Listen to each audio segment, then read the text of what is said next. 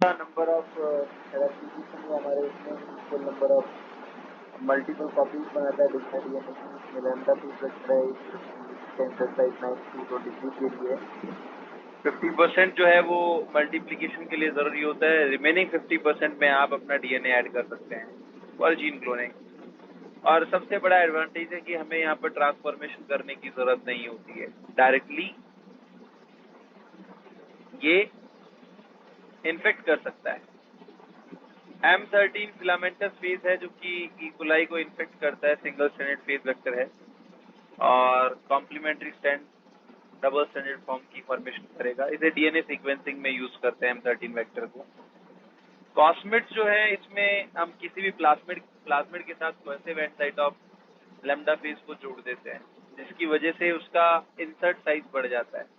एक प्लाज्मिड जो 0.5 से 8 kb तक ही डीएनए को अपने साथ लेकर जा सकता है। ये देखो, प्लाज्मिड का इंसर्ट साइज जो है 0.5 से 8 kb है। बैक्टीरियोफेज लैम्डा का 23 kb है। ठीक है, तो जब कॉस्मिड बनाया ना तो इन दोनों को जोड़कर बनाया, जब इन दोनों को जोड़कर बनाया तो इसका इंसर्ट साइज बढ़ गया। क्लियर? बोलो भाई।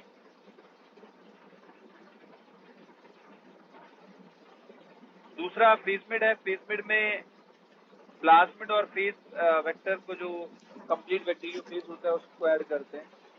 ये प्लाज्मिड और फेज दोनों की तरह काम करता है फिर। ठीक है, और इसमें इंसर्ट साइज जो है that is up to 45 kb। Next one is transposomes, jumping genes, mobile DNA, monkey genes. आपने इनके बारे में मॉलिक्यूलर बेसिस ऑफ इनहेरिटेंस में ही पढ़ा होगा। ये क्या है असल में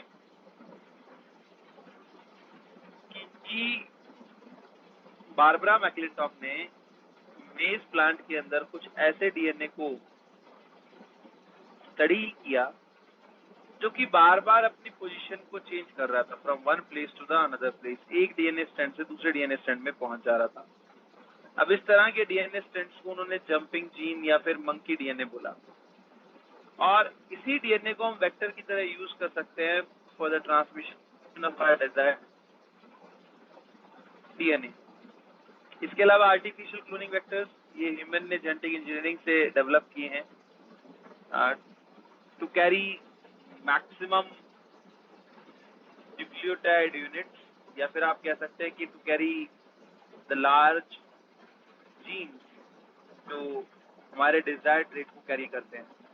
इसमें the very first one is yeast artificial chromosome, जो कि क्लोन करता है up to 1 mega base pair. सबसे ज्यादा कैपेसिटी इसी की है। ठीक है, और लार्जेस्ट कैपेसिटी होने के साथ साथ इसे बनाया कैसे गया, यहाँ पर ये क्वेश्चन स्टेटमेंट है बेटा कि telomeric and centromeric sequences of yeast को लिया गया क्रोमोसोम, ईस्ट क्रोमोसोम के, और ऑटोनोमसली रेप्लिकेटिंग सीक्वेंसेस को लिया गया, जिससे ईस्ट आर्टिफिशियल क्रोमोसोम की फॉर्मेशन हुई। Next one is BAC. ये एफ प्लाज्मिड ऑफ बैक्टीरिया पर बेस्ड है। इकोलाई का एफ प्लाज्मिड लिया गया और ये बाकी सभी प्लाज्मिड से बड़ा होता है, कॉन्जुगेशन में हेल्प करता है ये। और इसमें इंसर्ट साइज जो 50 से 500 kb तक हो सकता है। हम 500 किलोबाइट्स का मतलब है 50,000 न्यूक्लियोटाइड यूनिट्स को हम इसके साथ ऐड करके और क्लोन करवा सकते हैं। यहाँ पर रेप्लिकेशन और सेलेक्टेबल मार्कर जीन प्रेजेंट होते हैं along with the restriction sites. Human artificial chromosome, ये सिंथेटिकली प्रोड्यूस्ड है और ह्यूमन क्रोमोसोम का ये 1/10 पार्ट होता है। ठीक है, सेल्फ रेप्लिकेटिंग माइक्रो क्रोमोसोम है ये, 1/10 पार्ट ऑफ ह्यूमन क्रोमोसोम है ये।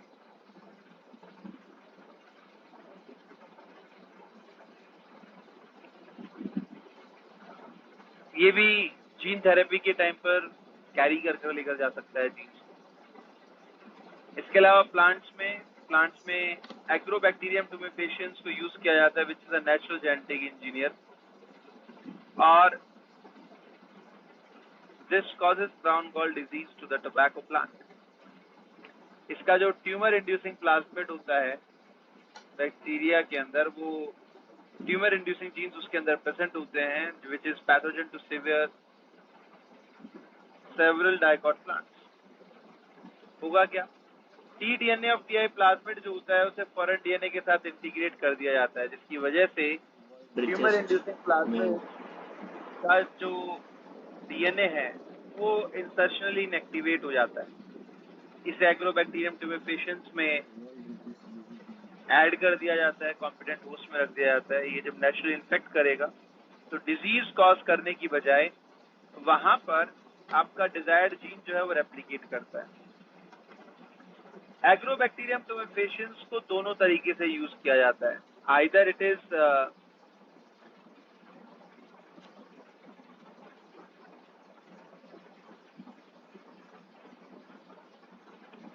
क्लोनिंग वेक्टर और एज वेल एज इसे यूज किया जाता है एक्सप्रेशन वेक्टर के तौर पर। दोनों तरीके से इसे यूज किया जाता है। इसके अलावा कुछ वायरसेस और हैं, जैसे कि gemini virus, cauliflower mosaic virus, tobacco mosaic virus, but they have very limited success. Animal cell में क्लोन करने के लिए वायरसेस को यूज किया जाता है, बिकॉज वो नेचुरली इन्फेक्ट करते हैं यूकार्टिक सेल्स को, इसीलिए वो एक आइडियल व्हीकल है। रेट्रोवायरसेस, एडिनोवायरसेस, पैपिलोमा वायरसेस, इन सबको यूज किया जाता है। First experiment was done as SV40 gene जो है उसको लेकर किया गया था इनटू मैमालियन सेल। इसमें इतना ही याद रख लेना कि कौन सा यूज किया गया था। इसके अलावा कुछ शटल वेक्टर्स होते हैं जिन्हें एनिमल सेल और प्लांट सेल दोनों के ऊपर यूज किया जा सकता है। जनरली जो शटल वेक्टर्स होते हैं उन्हें यूज किया जाता है एनिमल सेल के जीन को कॉपी करने के लिए या एक्सप्रेस करने के लिए प्लांट सेल के अंदर, जैसे कि हिरुडिनेरिया मेडिसिनलिस का जो हिरुडिन प्रोड्यूसिंग जीन है उसके लिए मॉडिफाइड टीआई प्लाज्मिड यूज किया गया। अब वो मॉडिफाइड टीआई प्लाज्मिड जो है वो उसे ब्रासिका नेपस में ले गया with the help of vector agrobacterium tumefaciens। इस तरह से एक एनिमल सेल का जीन प्लांट सेल के अंदर पहुंच गया, ठीक है। और there are basically two type of selectable marker genes and ORI sites present in it. Eukaryotic cell और प्रोकारियोटिक सेल दोनों के लिए प्रेजेंट होती है, प्लांट सेल और एनिमल सेल के लिए भी प्रेजेंट होंगी इसी तरीके से। एग्जाम्पल है yeast episomal plasmid, modified Ti plasmid. Clear है बेटा ये बात सभी को? यहाँ तक एक बार सभी देख लीजिए, अगर किसी भी पॉइंट में डाउट है तो आप मेरे से पूछ सकते हैं। From this on give it a quick review.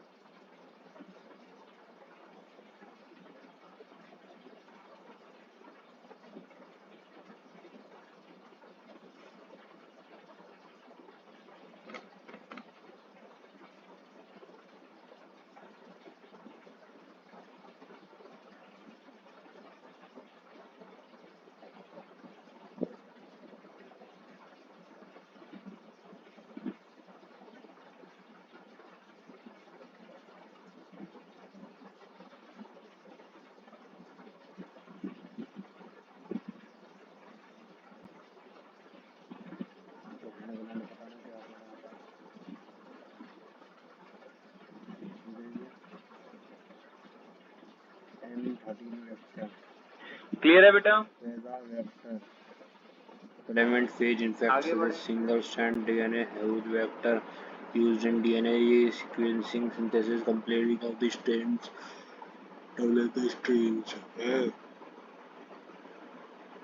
Causative end side of alpha phase, mid plus plasma phase.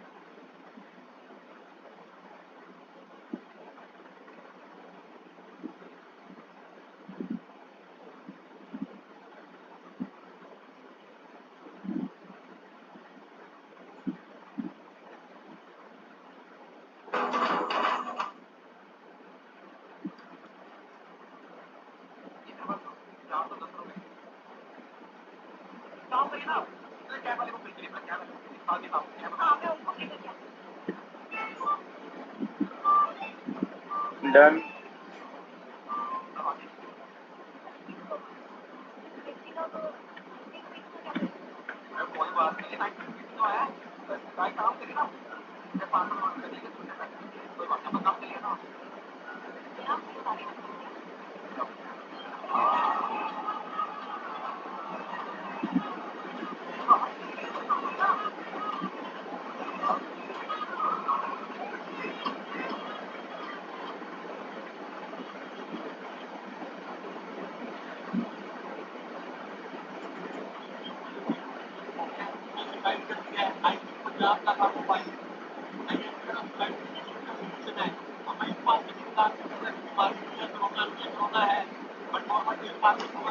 आगे बढ़े भाई। Yes sir.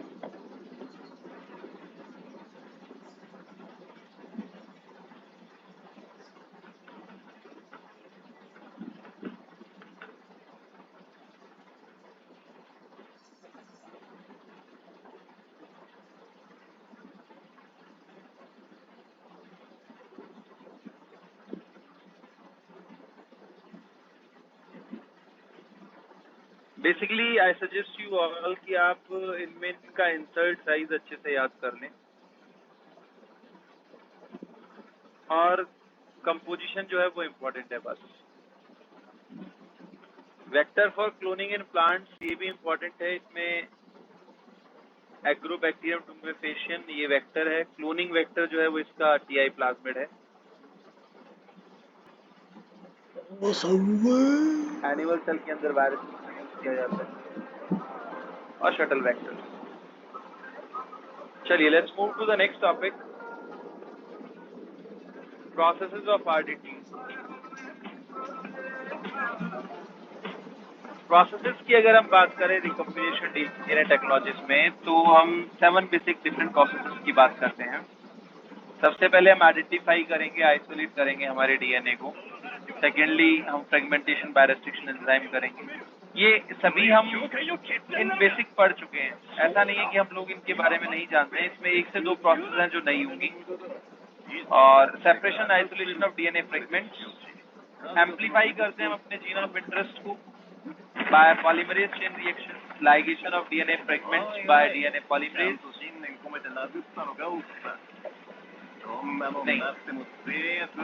DNA ligase, ligation के लिए डीएनए लाइगेज।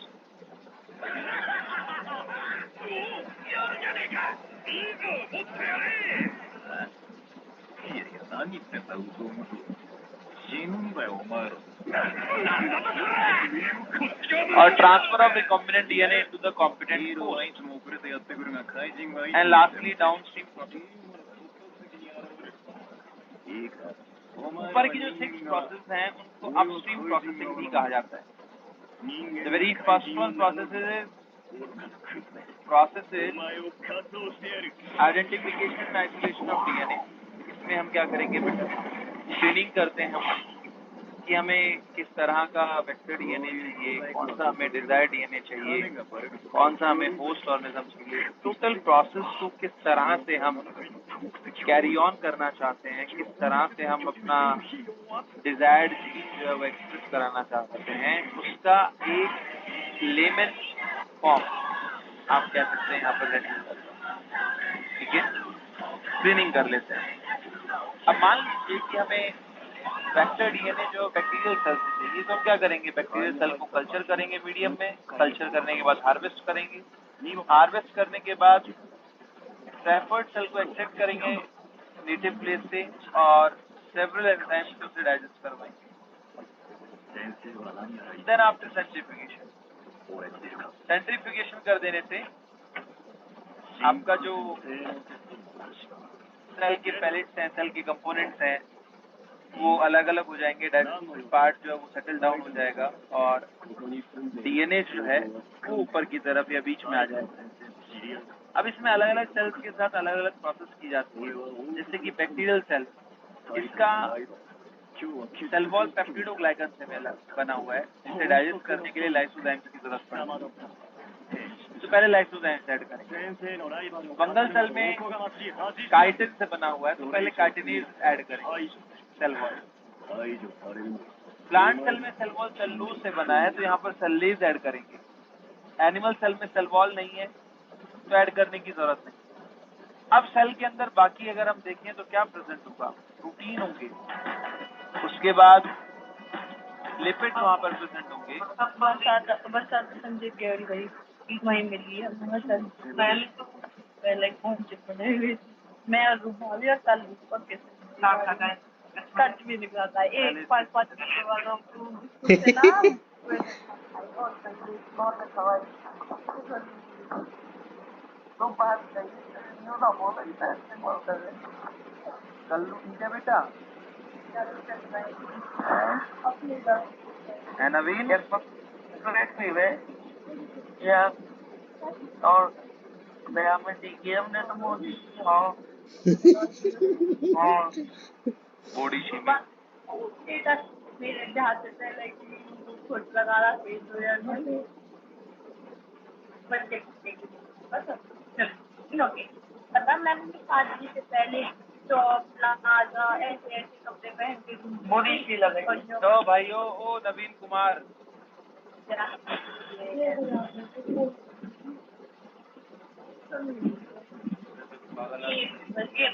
ये खबरें कम आ गए और बातें विचार हो रही कोई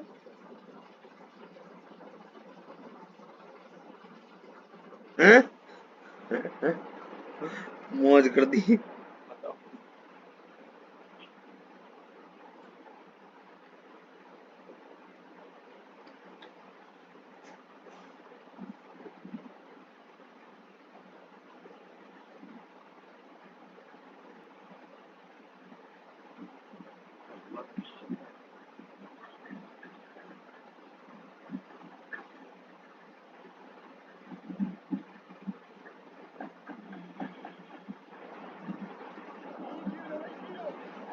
बेटा सभी लोग अपना कैमरा ऑन कर लें, ठीक है? विद इन 1 मिनट जिसका ऑन नहीं होगा वो क्लास को लीव कर दें, क्योंकि रिदम ब्रेक होता है, क्लास का सीरियसनेस जो है वो खड्डे में चला जाता है बिल्कुल।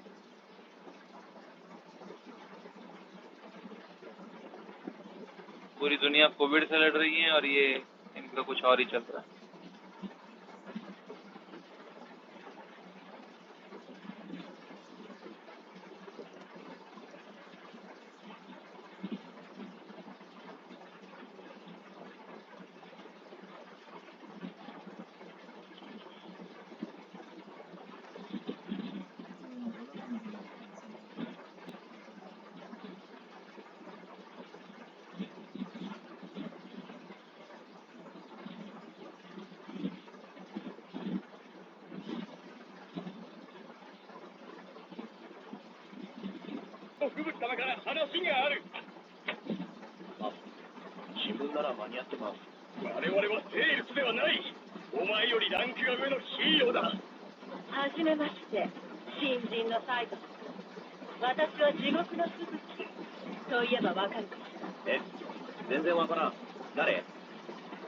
सभी लोग अपना कैमरा ऑन कर लें, 1 मिनट का टाइम है आपके पास।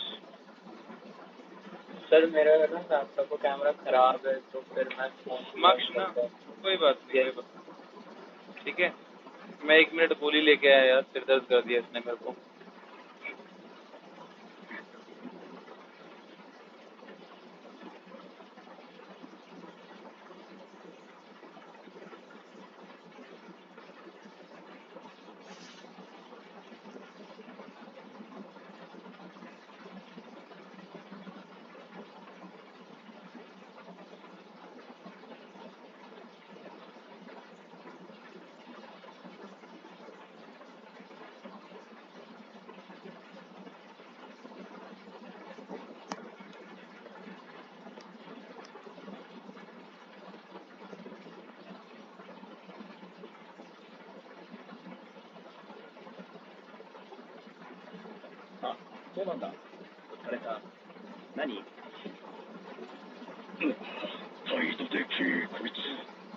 我々を舐めてるようだから先に行ってやる。B 級昇格者はまずはじめに吹雪様に挨拶に来るのがしきたりだぞ。挨拶。こんにちは、埼玉です。よろしく。まあいいわ。あなた、ヒーロー業界にもいろいろな派閥があるって知ってる？派閥？この業界はどこかの組に所属しないと、この先生き残れない。いや、意味がわからん。順位を上げるには一人じゃ無理ってことよ。なんで？邪魔されるから。誰に？ライバルたちよ。まあよくわかんねえけど、今ちょっと忙しいから。話はまだ終わってないわ。私の傘下に入ります。そうすれば B 級上位のポジションを守ってあげる。ああ、そういうことか。断ればお前らが俺の邪魔するってことかよ。お前 B 級全員にこんな脅しみたいなことってどこの番長だよ。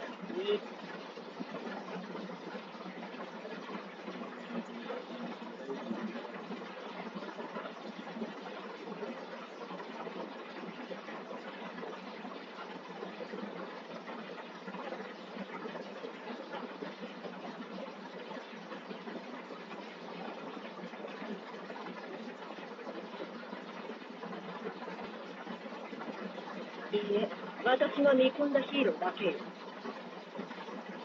俺に1位の座を取られるのが怖いの。安心しろよ。どうせすぐ A 級に上がるから。というかそもそもなんでお前 A 級に行かないの？早く答えを言いなさい。断るに決まってんだろ。ヒーローに上下関係なくてあってたまるか。まつげ、山猿。今後一切のヒーロー活動ができないように痛めつけてあげなさい。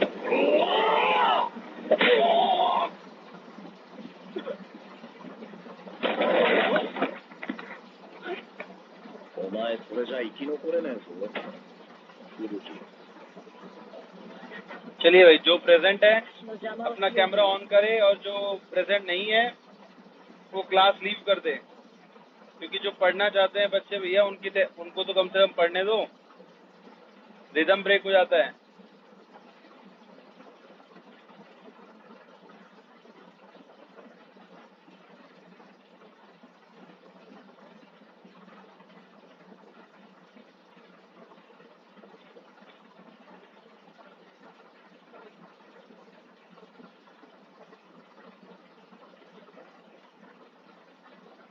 excuse me sir. हाँ, सर कैमरा ऑन करने मीटिंग एंड हो जा रही है बार-बार। ऐसा क्या है भैया तेरे कैमरे में जो मीटिंग ऐड होती जा रही है? सर पता नहीं पीटीएम वाले दिन से हुई थी, आज भी ऑन के एंड हो गई मीटिंग। कोई बात नहीं। कनिष्का श्रीवास्तव है ना? यस।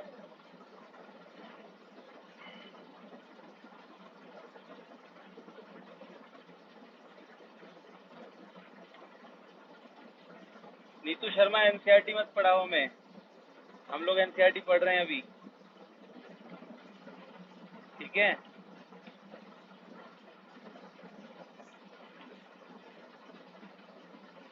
चलो फिर से रिदम बनाते हैं आधा घंटा खराब करने के बाद। देखो भाई, टॉपिक बहुत इंपॉर्टेंट है। रीजन है उसका कि पिछले साल 8 क्वेश्चन आकर इसने एकदम से तहलका मचा दिया था। मतलब किसी ने नहीं सोचा था कि बायोटेक से 8 क्वेश्चन आने वाले हैं।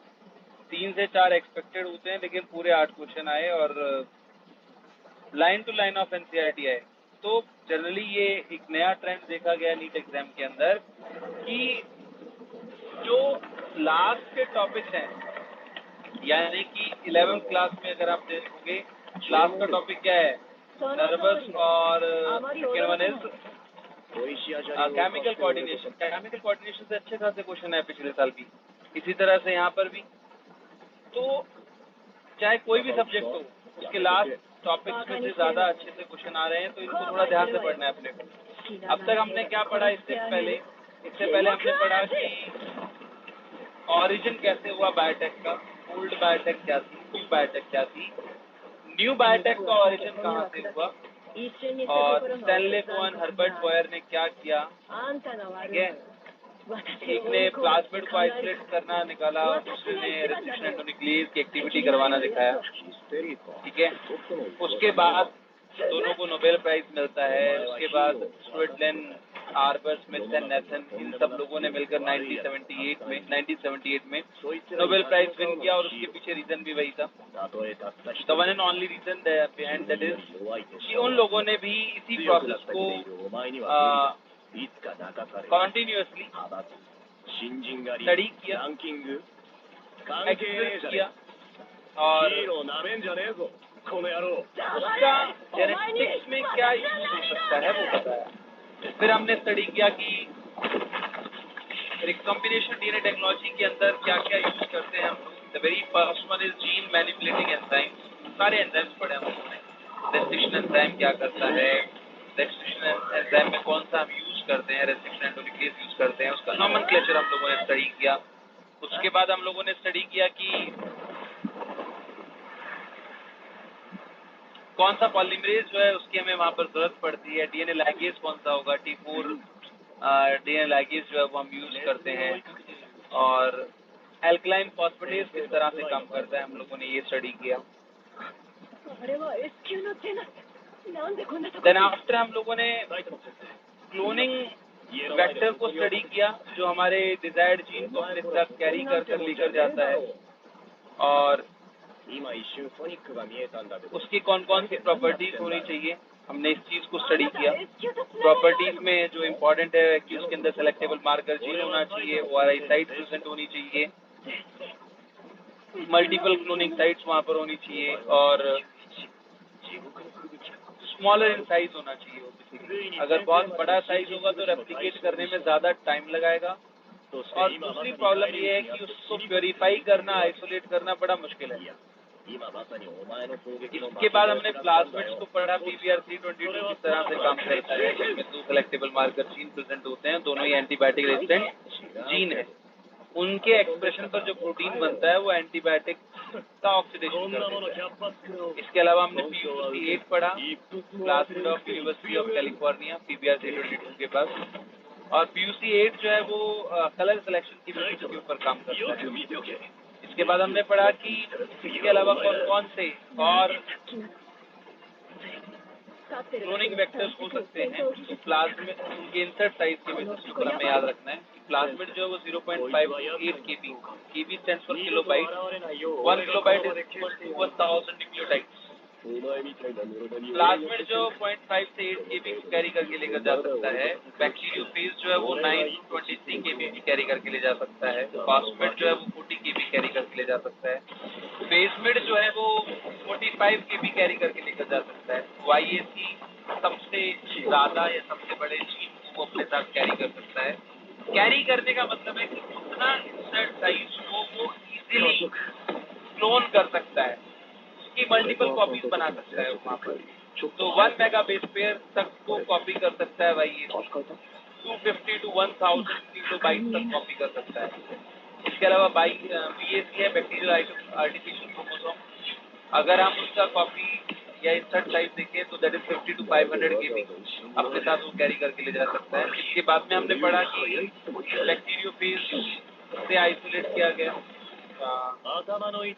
और उसका 50% जो है उसकी मल्टीप्लिकेशन और फंक्शन के लिए रिक्वायर्ड है। Remaining 50% is available for gene insertion.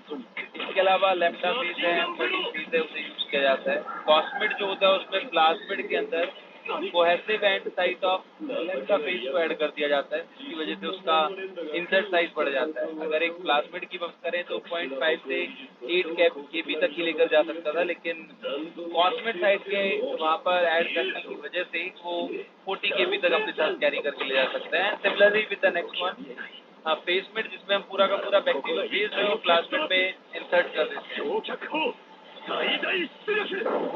Then after ट्रांसपोसोम्स को हम यूज करते हैं। ट्रांसपोसोम्स के अलावा प्लांट्स की अगर हम बात करें तो प्लांट्स में एक्रोबैक्टीरियम पेशियन वेक्टर को यूज किया जाता है, और जो क्लोनिंग वेक्टर है उसका that cloning vector is basically CI plasmid. Animal cells के अंदर रेट्रोवायरसेस को यूज किया जाता है। रेट्रोवायरसेस के अलावा वहाँ पर एडिनोवायरस को यूज किया जाएगा, पैप्लोमावायरस को यूज किया जाएगा। वायरसेस को यूज करने का रीजन एक ही है कि ये यूकारियोटिक सेल को नेचुरली इन्फेक्ट करते हैं।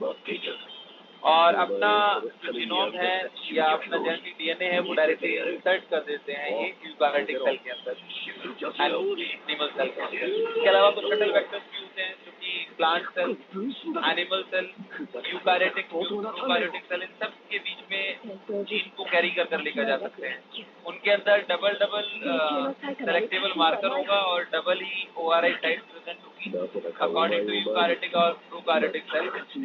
और ये जनरली प्लांट सेल से एनिमल सेल में या फिर बैक्टीरियल सेल से एनिमल सेल के अंदर जीन को ट्रांसफर करने में यूज होते हैं, या फिर हम कह सकते हैं कि एनिमल सेल से बैक्टीरियल सेल के अंदर भी ट्रांसफर करने में यूज होता है। तो ये पॉइंट क्लियर है बेटा सभी को? कोई डाउट इसमें किसी को? Next one is process of RDT। Process of RDT के अंदर हम सबसे पहले आइडेंटिफिकेशन आइसोलेशन ऑफ डीएनए करते हैं, जिसमें हम स्क्रीनिंग करेंगे। हम पहले ये डिसाइड करेंगे कि हमें यूज क्या करना है, हमारा वेक्टर डीएनए क्या होना चाहिए, हमारा होस्ट क्या होना चाहिए, हमारा डिजायर्ड जीन कहाँ पर मिलेगा हमें किस पर्टिकुलर सेल से आइसोलेट। अगर वो बैक्टीरियल सेल है तो हम उसको कल्चर करेंगे, कल्चर करने के बाद हार्वेस्ट करेंगे, उसे नेटिव मीडियम से बाहर निकालेंगे और उसके ऊपर एंजाइमेटिक एक्टिविटीज करवाएंगे एंड देन आफ्टर हम सेंट्रीफ्यूगेशन कर देंगे। तो जो डाइजेस्टेड पार्ट है वो पैलेट की फॉर्म में सेटल डाउन हो जाएगा टेस्ट ट्यूब के अंदर, और जो जिसके ऊपर एंजाइमेटिक एक्टिविटी नहीं हुई वो आइसोलेट हो जाएगा इस पार्ट से। बैक्टीरियल सेल का जो सेल वॉल है वो पेप्टिडोग्लाइकन से बना होता है which is basically digested by lysozyme. Fungal cell का सेल वॉल काइटिन से बना होता है digested by chitinase. Plant cell का सेल वॉल सेलुलोज से बना होता है digested by cellulase. Animal cell के केस में सेल वॉल नहीं होती है, तो इस तरह की किसी एंजाइम की जरूरत नहीं है। ये सबसे पहली प्रोसेस है जब सेल वॉल को डाइजेस्ट किया गया। अब आगे बढ़ते हैं, मेम्ब्रेन में पहुंचते हैं। मेम्ब्रेन में लिपिड्स प्रेजेंट होंगी और एज वेल एज हम कह सकते हैं कि वहाँ पर प्रोटीन्स प्रेजेंट होते हैं। तो प्रोटीएजेस और लाइपेजेस को यूज किया जाता है सभी सेल्स के केस में, जो कि सेल मेम्ब्रेन के लिपिड्स को और प्रोटीन को ब्रेक कर देते हैं। देन आफ्टर RNA को ब्रेक कर दिया जाता है। ठीक है, अब जो बच गया the largest part which is present over there and undigested one, that is DNA। ठीक है, इस पर्टिकुलर प्रोसेस के अंदर डीएनएस को इंक्लूड नहीं किया जाता। ठीक है, तो ये इम्पोर्टेंट पार्ट है, इसमें क्वेश्चन पूछा जा सकता है आप लोगों से कि कौन सा एंजाइम इंक्लूड नहीं होगा, तो डीएनएस इसमें इंक्लूड नहीं होता है। देन आफ्टर डाइजेशन, एंजाइम्स के डाइजेशन के बाद सेंट्रीफ्यूगेशन किया जाता है और डीएनए जो मीडियम में बचा है वो सेटल डाउन नहीं होगा। उसके बाद नेक्स्ट है स्पूलिंग की प्रोसेस। स्पूलिंग की प्रोसेस में एक स्पूलिंग रोड ली जाती है जो कि ग्लास रोड लाइक स्ट्रक्चर है, जिसके आगे एक रिंग जैसा बना होता है और उसे यूनिडायरेक्शनली स्थिर किया जाता है, आइदर इट इज क्लॉकवाइज और एंटी क्लॉकवाइज। बाई डायरेक्शनली स्थिर करने से जो डीएनए के फ्रेगमेंट्स हैं वो आपस में क्रॉस हो जाएंगे और जिसकी वजह से उसे दोबारा से एक्चुअल फॉर्म में लाना बड़ा मुश्किल होगा, तो उसे एक ही डायरेक्शन में स्थिर किया जाता है। ठीक है, सेलुलर सस्पेंशन जो यहाँ पर प्रेजेंट होता है उसमें चिल्ड इथेनॉल को ऐड कर दिया जाता है, जिसकी वजह से डीएनए प्रेसिपिटेट आउट हो जाता है and that comes over cellular suspension के ऊपर आ जाएगा वो, और स्पूलिंग रोड को स्थिर करने से ये कलेक्ट हो जाता है स्पूलिंग रोड के ऊपर। क्लियर है बेटा फर्स्ट प्रोसेस? कोई डाउट इसमें किसी को तो पूछ लो।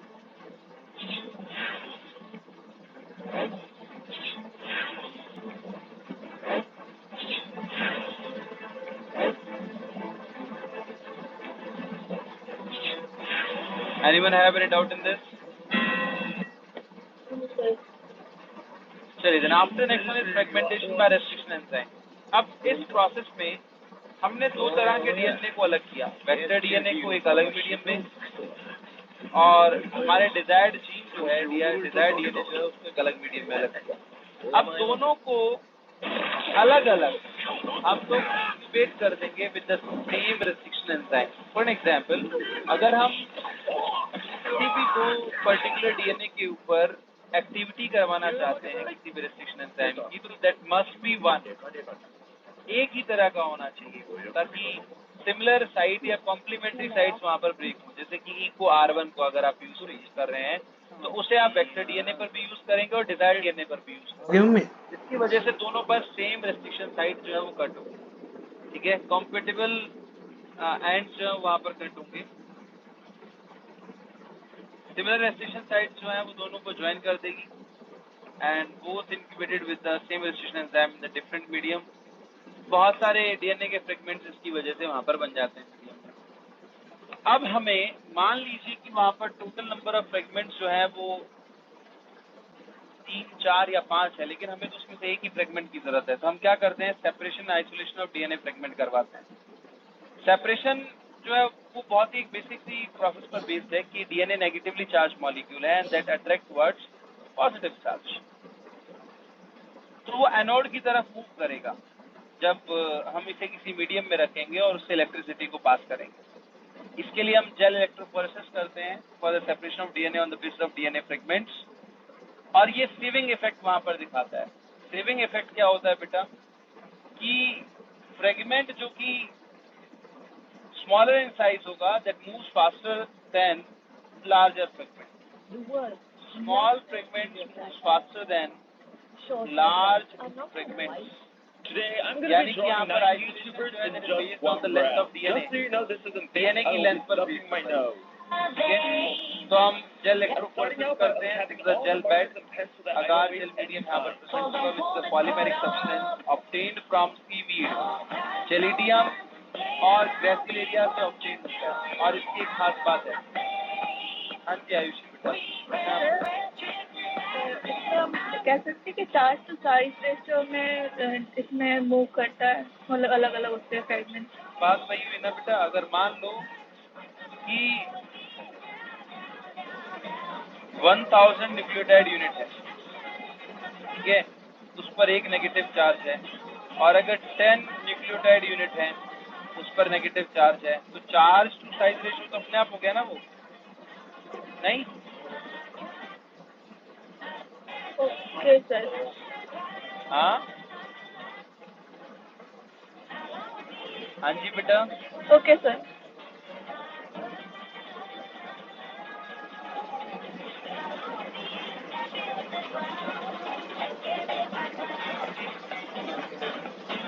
वो सिर्फ कंफ्यूज करने के लिए आपको क्वेश्चन वगैरह में लिख दिया जाता है, otherwise charge to size ratio तो वो है ही। जेलिडियम और ग्रेसिलेरिया से ऑब्टेन होता है बेसिकली ये, और इसकी एक खास बात है कि जब इलेक्ट्रिसिटी से पास होगी तो ये जेल से सोल में कन्वर्ट हो जाता है, और इलेक्ट्रिसिटी बंद करने पर ये दोबारा से सोल से जेल फॉर्म में आ जाता है। ठीक है, यहाँ पर डीएनए वेल होंगे, ABCD 4 वेल हैं यहाँ पर, जिसमें डीएनए ऐड किया जाता है। इस साइड में कैथोड होगी और एनोड अदर साइड होती है। तो डीएनए जो है वो एनोड की तरफ मूव करता है, सबसे छोटा सेगमेंट होगा वो सबसे दूर तक जाएगा। ठीक है, this effect is known as sieving effect. और यहाँ पर एक और चीज यूज की जाती है, इसके अंदर ब्रोमोफिनॉल ब्लू को ऐड किया जाता है, which basically detect progress of the gel electrophoresis. अब ये क्यों ऐड करना है, मान लीजिए कि ब्रोमोफिनॉल ब्लू जो है वो यहाँ से स्टार्ट हुआ और यहाँ तक पहुँच गया इसके साथ साथ, यानी कि इलेक्ट्रोफोरेसिस की प्रोसेस एंड हो चुकी है। अगर इसके बाद भी अगर आप इलेक्ट्रोफोरेसिस को रन करेंगे तो पीछे से जो लार्ज फ्रेगमेंट्स आ रहे हैं वो भी यहाँ पर एनोड तक पहुँचना शुरू हो जाएंगे, तो वो जो सेग्रीगेशन है, वो सेपरेशन है, वो नहीं हो पाएगा। क्लियर है बेटा ये पॉइंट सभी को? बोलो भाई।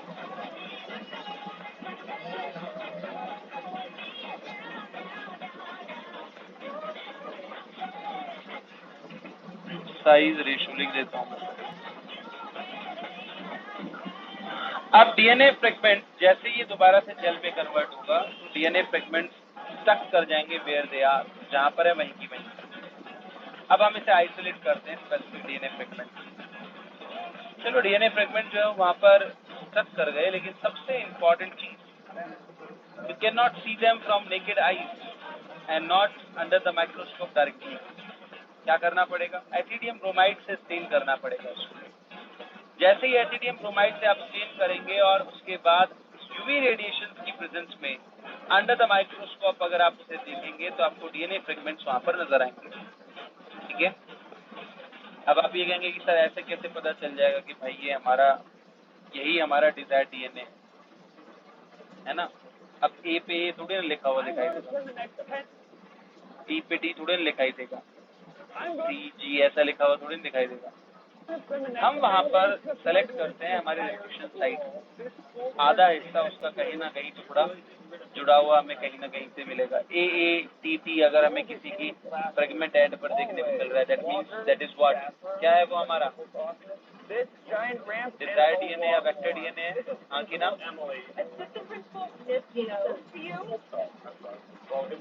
ठीक है, इसके अलावा एक सबसे इम्पोर्टेंट चीज, डीएनए जो होता है वो एक दूसरे के ऊपर कॉइल नहीं करते हैं, वो एक सेंट्रल एक्सिस के ऊपर कॉइल करते हैं। करेक्ट, एक दूसरे के ऊपर,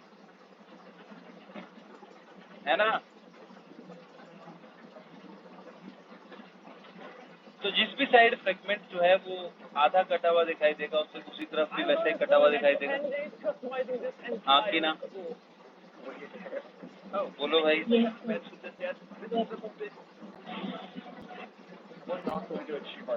चलिए, then after next one is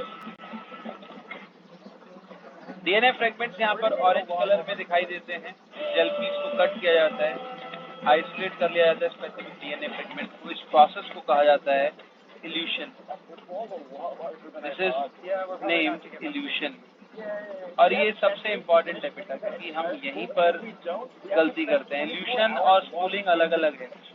spooling में डीएनए फ्रेगमेंट्स को आइसोलेट करना है आपको सेंट्रीफ्यूगेशन के बाद, और इल्यूशन में कहाँ पर आइसोलेट करना है? Under UV radiation, when they are visible in the form of orange in colour, और आफ्टर रेस्ट्रिक्शन एंजाइम एक्टिविटी के बाद में इल्यूशन होता है।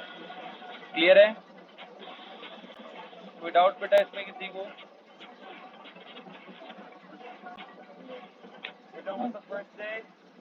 Chances of error are possible for further processing.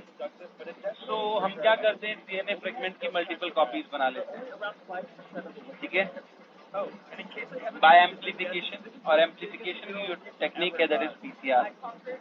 क्योंकि अगर एरर होती है तो एम्प्लीफाइड डीएनए को हम यूज कर सकते हैं, कंटिन्यू कर सकते हैं, और हमें बार बार इससे पहले की जितनी भी प्रोसेस हैं उन्हें रिपीट करने की जरूरत नहीं पड़ेगी, विच इज अ टाइडियस प्रोसेस।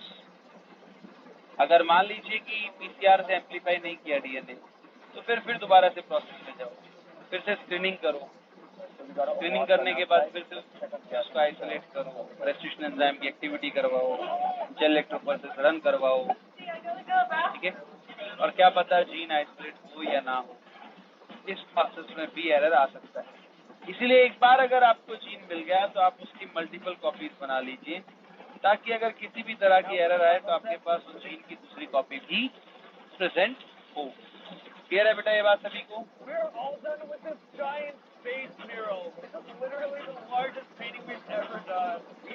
तो नेक्स्ट प्रोसेस हम पढ़ेंगे पीसीआर। दूसरा थर्स्ट, ये सिंपल है। अगार की जगह पेज भी यूज किया जाता है, that is polyacrylamide gel electrophoresis, and ये डीएनए फ्रेगमेंट्स को on the base of charge and size isolate करता है। चार्ज टू साइज रेशियो वही बात है। प्रोटीन को आइसोलेट करने के लिए एसडीएस पेज को यूज किया जाता है। ठीक है, SDS is a detergent, sodium dodecyl sulphate कहा जाता है इसको, और ये प्रोटीन को आइसोलेट करता है चार्ज पर यूनिट के बेसिस के ऊपर। एसडीएस पेज क्यों इंपॉर्टेंट है बेटा, उसका एक रीजन बता देता हूँ मैं आपको। एसडीएस पेज को यूज किया गया था ह्यूमन इंसुलिन को, जब हमने बायो इंजीनियर किया, ह्यूमिलिन बनाया, तो ए और बी चेन को आइसोलेट करने के लिए। ठीक है, तो ये क्वेश्चन आ सकता है, रेयर है ये, लेकिन याद कर लेना। कोई डाउट यहाँ तक बेटा थर्ड पॉइंट में तो आप मेरे से पूछ सकते हैं। Anyone have any doubt in this?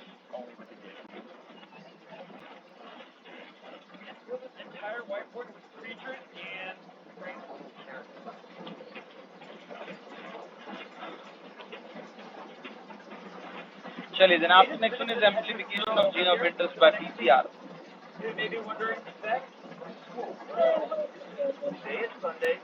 ये लीजिए बेटा.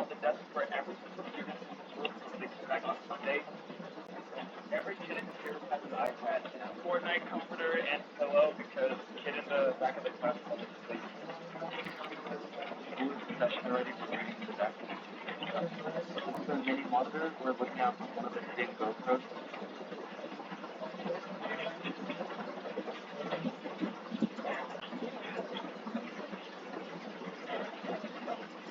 Yeah, I think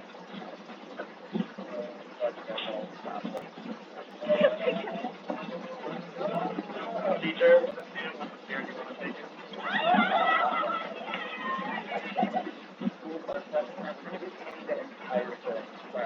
Done. Yes. चलिए amplification of gene of interest by PCR.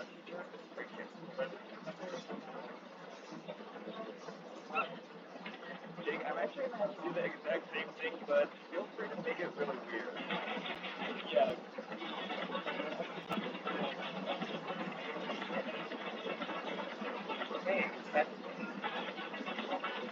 PCR क्या है? Polymerase chain reaction. पहले इसी बात को समझ लेते हैं क्या है ये.